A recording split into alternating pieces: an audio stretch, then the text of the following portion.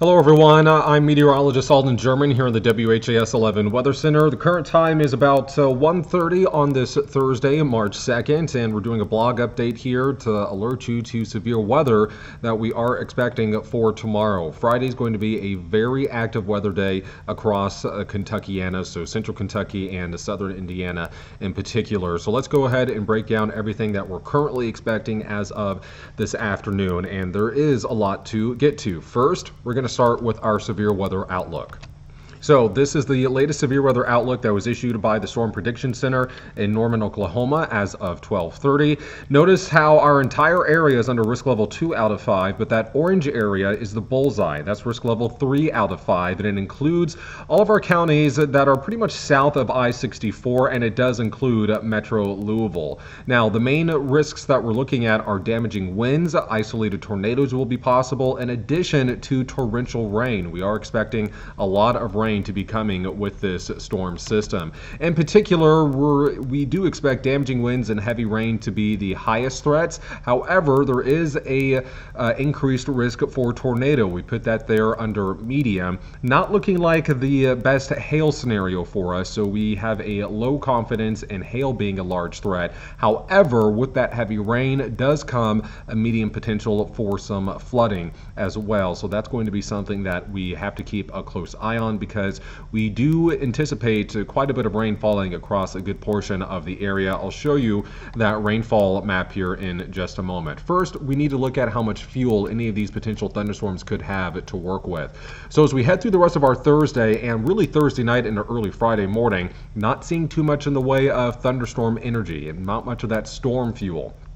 As we reach the lunchtime hours tomorrow, that's when we see that chance for increasing thunderstorm fuel, and it's those areas in that kind of red and orange shade that have the best opportunity of seeing some of that greatest severe weather risk, and that's also where our highest severe weather risk is, that level 3 out of 5 there. So those are the locations that we're going to be watching for the greatest thunderstorm and severe weather potential, and we're kind of timing this out to be 11 to 2 o'clock for that greatest risk. Notice by 2:30 a lot of that storm fuel has now pushed off to our east, approaching the I-75 corridor there in central and eastern Kentucky. And after we see that main line push through around 2 o'clock, our severe weather risk is going to diminish quite rapidly, and we'll see quieter weather by 4 o'clock and into the evening hours.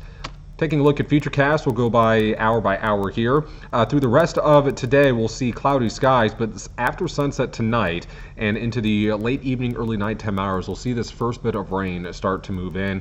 This initial round is likely just to be some light to moderate rain, maybe a couple rumbles of thunder, but severe weather overnight is low. We have low confidence in seeing any severe thunderstorms late Thursday night, early Friday morning. Now that said, around sunrise tomorrow, stopping here at 6:30, we do have a very good chance of seeing widespread torrential rainfall in several locations, and that is what could result in some localized flooding problems, maybe some localized flash flooding as well. There's a flood watch in place. I'll show you the scope of that here in just a moment too. Now, as we head into the late morning and early midday hours, yes, we could see a break in the rain, and we could also see a little bit of sunshine, which would be very important. If we see sunshine, that's going to destabilize the atmosphere more and allow for more fuel to develop. Stopping here at noon, look at this line of activity back here to our west. That's what we're going to be watching for as any thunderstorms developing will be most likely to go severe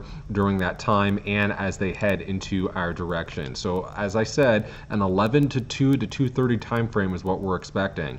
Temperatures are going to be a little bit on the mild side, near 70 degrees possibly, and with any fuel around and sunshine, that's going to really allow any storms, especially if a storm is isolated like this, for example. Those particular cells have the best chance of going severe, but notice how this is largely kind of an aligned segment.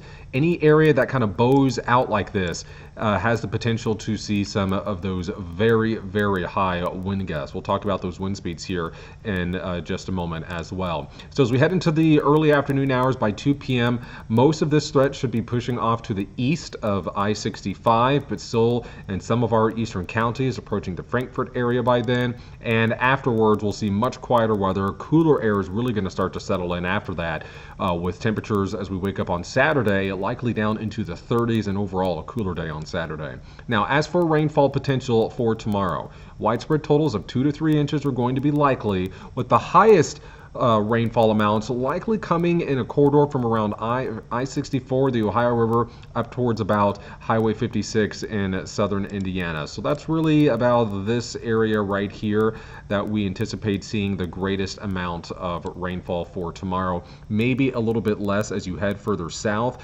but this map is going to change a little bit. But we think the heaviest steady rainfall, again, will be coming tomorrow morning, which is why southern Indiana kind of has that bullseye for that heavy rain.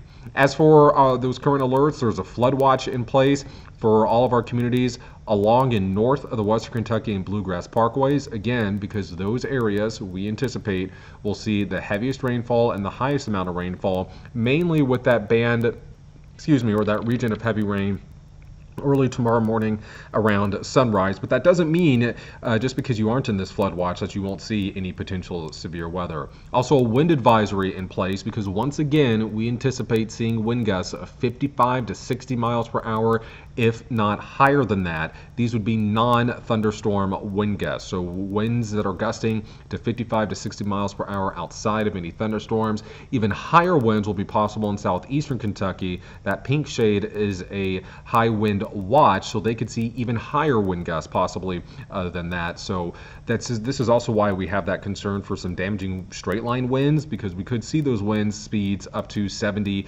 miles per hour or higher at any severe thunderstorm. So you're obviously watching this on the Storm Team Weather blog, most likely. If not, you can go to our Storm Team blog to read an in-depth discussion of this forecast. So there's going to be a lot going on tomorrow. This is going to be an in-depth, evolving forecast as we head through about the next 24 to 30 hours from now. Myself, Chief Meteorologist Ben Pine, will be here. We'll have meteorologist Christina San Juan out in our First Alert Storm Team Weather Beast, tracking this severe weather out there in the field. And of course, if we do have to do any extended severe weather coverage, we will be live online through YouTube, on our social media pages, and of course on air on WHAS 11. So thanks for watching this and reading the blog, and stick with us. We'll keep you advised. By the way, you can also get weather alerts to your cell phone by downloading our free WHAS 11 app. In the WHAS 11 Weather Center, I'm meteorologist Alden German.